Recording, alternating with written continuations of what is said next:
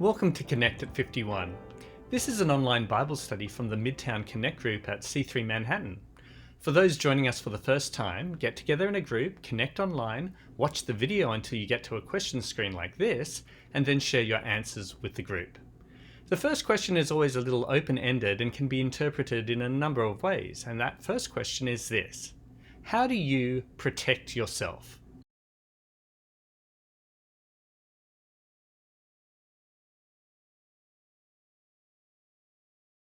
There is no doubt that life has changed dramatically in just a few months. Now it is the norm to wear face masks in public. Some people wear gloves or use hand sanitizer constantly. Disinfectants are being sold at record levels and used to wipe down everything that could have been touched. All of this for an invisible, unseeable enemy. Ephesians 6 talks about another hidden adversary and gives us the armor to protect ourselves. Ephesians 6. Put on the full armor of God so that you can take your stand against the devil's schemes. For our struggle is not against flesh and blood, but against the rulers, against the authorities, against the powers of this dark world, and against the spiritual forces of evil in the heavenly realms. Therefore, put on the full armor of God, so that when the day of evil comes, you may be able to stand your ground, and after you have done everything, to stand. Stand firm then, with the belt of truth buckled around your waist, with the breastplate of righteousness in place, and with your feet fitted with the readiness that comes from the gospel of peace. In addition to all this, take up the shield of faith, with which you can extinguish all the flaming arrows of the evil one. Take the helmet of salvation and the sword of the Spirit, which is the Word of God. As you read this passage, what is the picture that comes to mind?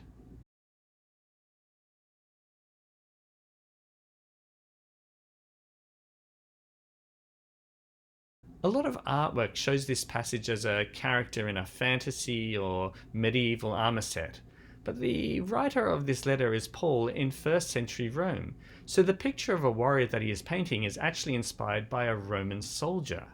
And each critical element of their gear has become a metaphor for spiritual warfare.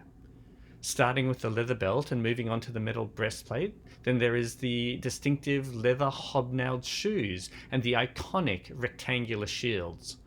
Paul finishes the description with a picture of the helmet guarding the head and finally the short sword. So now you have this visual picture. What do you notice about the connection between the first and last parts of this armor?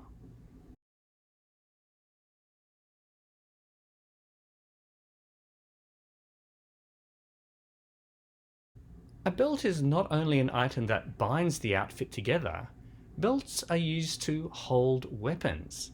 So there's an interesting connection that the belt of truth is what holds the sword of the Spirit, which is the Word of God.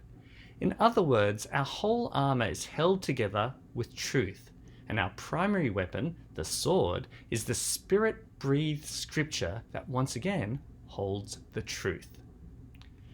It's also worth noting that the actual phrase belt of truth is more literally said, gird your loins with the truth, which is a phrase that is odd, but the phrase gird your loins is a phrase that means get ready for action. For example, Elijah girded his loins before running miles and miles in the rain after calling down fire from heaven. God also instructs Job to gird his loins before he faces God in the big showdown. The bottom line is that the phrase gird your loins means man up, get ready for battle, or it's time to act. So a further picture that is presented here is the idea that truth should be motivating us for action. Now, as we move on to the breastplate, what is righteousness and what does it protect?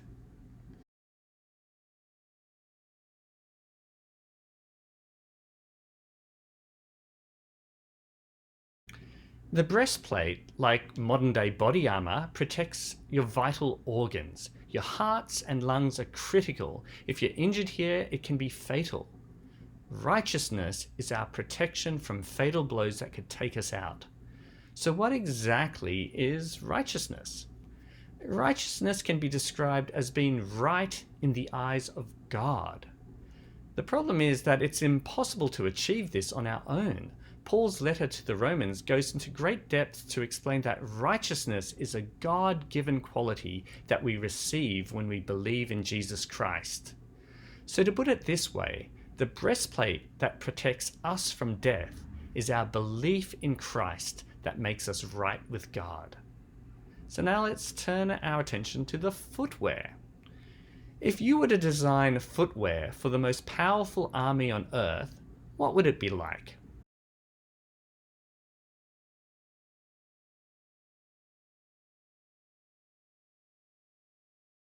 The Romans won many battles without ever needing to fight. Just the look and the sound of the armies marching would drive fear into the enemy and cause them to retreat or surrender.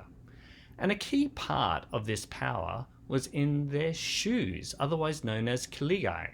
These were no simple sandal, they were carefully engineered instruments of battle. These heavy-duty, thick-soled boots were studded with hobnails. Hobnails are short nails with a thick head that stud the sole of the shoe and increase durability and provide grip. But furthermore, the sound they make when marching is a thunderous roar. Think of it as heavy-duty tap shoes, like an army of river dancers stomping towards the enemy. The point is, the feet of these soldiers made a lot of noise. The enemy would hear it coming and be afraid. In this metaphor, the noise we make with our readied feet is the gospel of peace. And as we speak out the gospel, it's a powerful sound that repels the enemy. So now moving on, let's look at the shield. What strategies with shields would be effective against flaming arrows?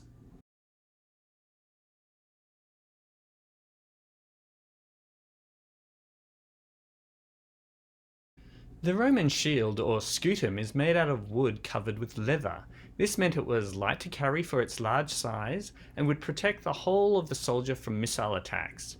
When faced with flaming arrows, it was possible to drench the leather with water so it would extinguish the flaming arrows.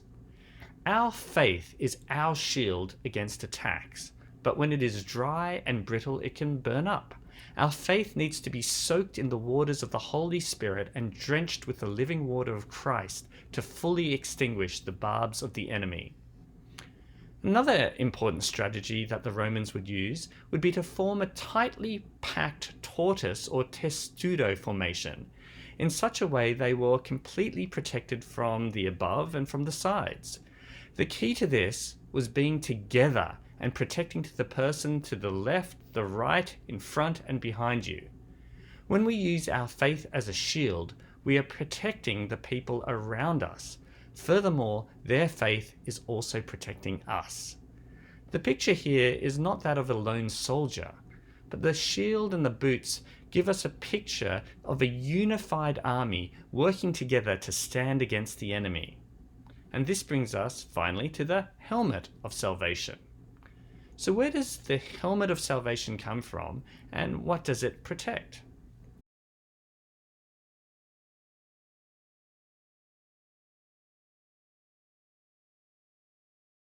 Salvation, like righteousness that we discussed earlier, is what we receive from God through Jesus.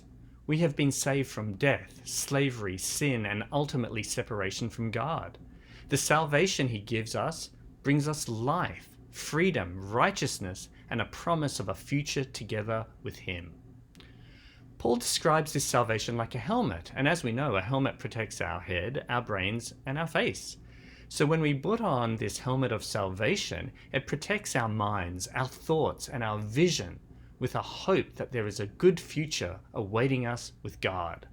I find it interesting to note that our salvation comes from hearing the gospel of peace, which are what our feet are readied with. So it's in speaking out the gospel that gives us a firm standing and brings the helmet of salvation to others. This shows us that the pieces of the armor are interconnected, not just for ourselves, but for others, and we need them all. So now that we've discussed all these parts of the armor of God, How are you using this armor in the struggles that you are facing?